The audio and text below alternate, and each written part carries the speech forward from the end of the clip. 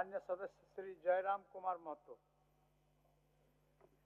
धन्यवाद अध्यक्ष महोदय।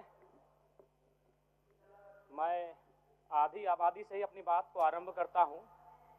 21वीं सदी का समय नारी सशक्तिकरण का समय है, लेकिन हमें याद रखना चाहिए कि जो समाज की जो आधार है वह कहीं ना कहीं पुरुषवादी विचारधारा के माध्यम से इस समाज के आधार को रखा गया है। महोदय, हमने 8वीं कक्षा में ही पढ़ा था लिंग निर्धारण के बारे में, जिसमें एक्स गुणसूत्र एक स्त्री के पास होता है और XY गुणसूत्र एक पुरुष के पास होता है। और जब एक पुरुष का X गुणसूत्र स्त्री के X गुणसूत्र से मेल खाता है तो एक बेटी का जन्म होता है, और जब पुरुष का Y गुणसूत्र एक स्त्री के X गुणसूत्र से मेल करता है तो एक बेटा का जन्म होता है। यानी विज्ञान कहती है कि बेटा या बेटी अगर जन्म होगा तो स्त्री पे निर्भर नहीं करता है, वो पुरुष के गुणसूत्र पे निर्भर करता है। लेकिन उसके बाद भी हमारे समाज में अगर किसी महिला को 2 बेटी, 3 बेटी, 4 बेटी हो जाए तो उसे लोग अपनी दूसरी शादी तक कर लेते हैं और उस महिला को सामाजिक स्तर पर प्रताड़ित होना पड़ता है।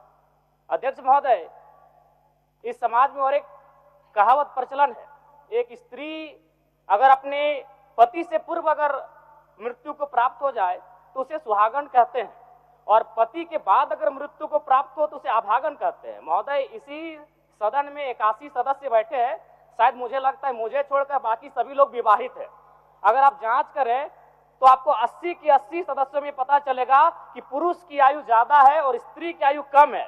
लेकिन समाज की सोच क्या है कि एक तो आपको कम आयु में विवाह भी करेंगे और हमसे पहले स्वर्ग सिधारना होगा, तब आपको भाग्यशाली और सुहागन कहेंगे। क्योंकि समाज की जो आधार है, संरचना है, वह पितृ प्रधान है, पुरुष प्रधान है। इसलिए अध्यक्ष महोदय, मेरा मानना है आज हमारे पास 81 MLA में 25 वर्ष हो चुके हैं। कितने MLA आए हैं महिलाओं के रूप में? मात्र 12। आज हमारे पास 12 मिनिस्टर हैं। कितनी महिलाएं हैं? 2। यानी महिलाएं 1/4 तक नहीं आ पाई हैं और हम आधी आबादी की बात करते हैं। इसीलिए मैं सरकार को सुझाव देना चाहूंगा, फिलहाल वर्तमान में इस राज्य की तमाम नियुक्तियों में महिलाओं के लिए 33% आरक्षण की व्यवस्था की जाए। अध्यक्ष महोदय, मैं आगे बढ़ना चाहूंगा।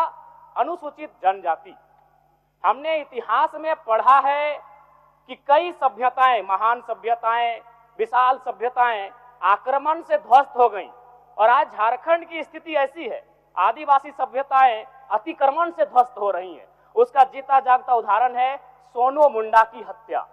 कुछ वर्षों पूर्व बोकारो में भी सुरेश सोरेन की हत्या हुई थी जमीन विवाद के मामले में। अतिक्रमण, आक्रमण से सभ्यताओं का अंत हुआ था, आज आदिवासी समाज अतिक्रमण से विनाश की ओर बढ़ रहा है। अध्यक्ष महोदय, इसलिए मैं आग्रह करता हूं, आदिवासियों को, अनुसूचित जनजाति को दान से बेहतर होगा उनकी भाषा, हासा और सरना धर्म कोड का संरक्षण किया जाए।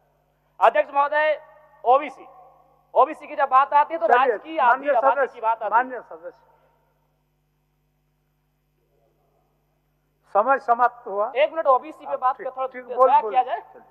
ओबीसी महोदय, ओबीसी इस राज्य की सबसे बड़ी आबादी है, लेकिन दुर्भाग्य की बात है उस आबादी को 14% आरक्षण इस राज्य में दिया जाता है। महोदय, मैं ये कहना चाहूंगा, आज चूंकि ST, SC, माइनॉरिटी, ओबीसी को इस बजट के माध्यम से उनके कल्याण पर चर्चा हो रही है, तो मेरा मानना है कि दान से उनका कल्याण नहीं होगा। अगर उन्हें देना हो तो दान नहीं, उनका हक मिले। और सरकार ने भी कहा था 30 करोड़ का जो संवेदक है, टेंडर है, तो मैं कहता हूं 30 नहीं 50 करोड़ तक का tender ST, SC, minority, OBC आरक्षण के साथ दिया जाए, तभी SC, ST, ओबीसी और माइनॉरिटी का कल्याण हो पाएगा वास्तव में। अध्यक्ष महोदय, मैं ये सरकार से मांग करता हूं। धन्यवाद अध्यक्ष महोदय।